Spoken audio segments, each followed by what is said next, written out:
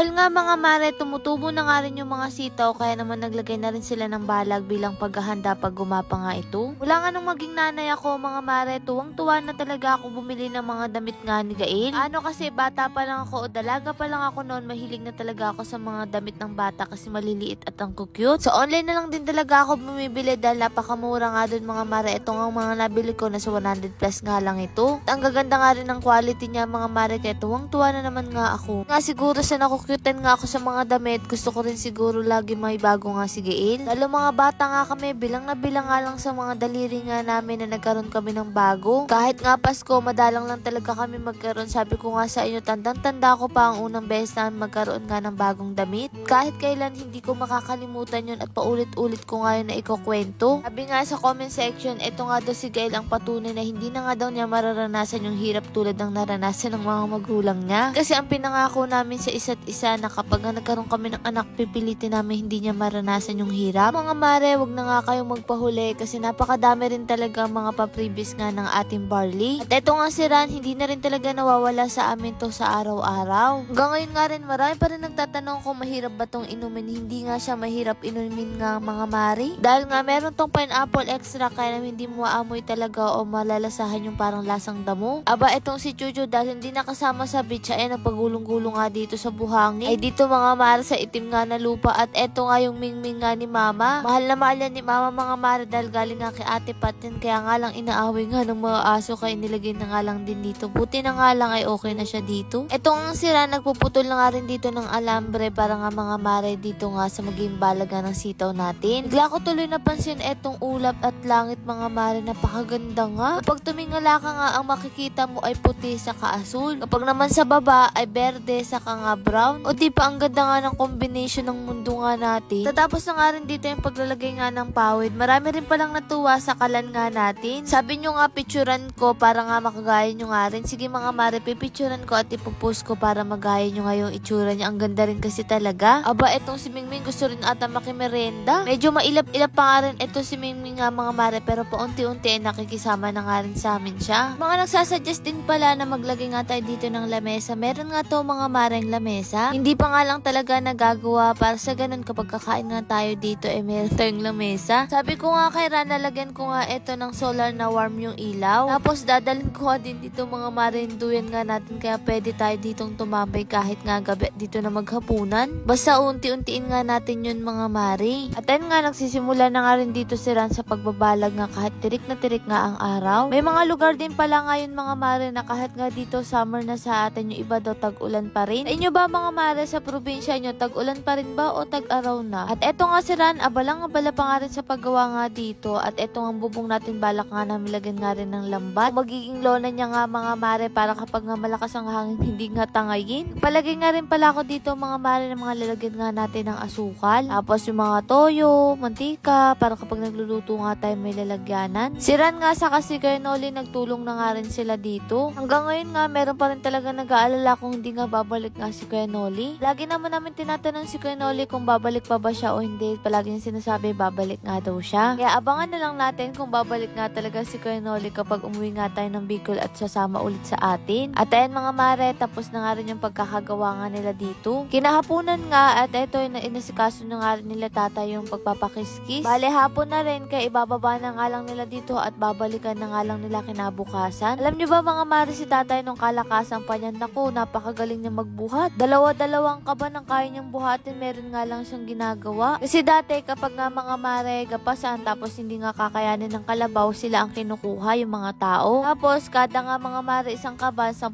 piso. Si tatay dumidiskarte, dalawa nga ang kanyang binubuhat para mas marami nga daw. Hanggat marami kasi ang nabubuhat mo, marami ka nga rin mauuwing pera. Naalala ko lang din talaga mga mare, nakita ko si tatay may hawak na palay. Magbibigay pa nga rin tayo ng munting regalo sa mga nakapalo at nagsishare ng ating vlog. Lord, maraming salamat po sa lahat ng blessing, at syempre sa inyo mga mare. Paano ba yan? Bukas na lang ulit.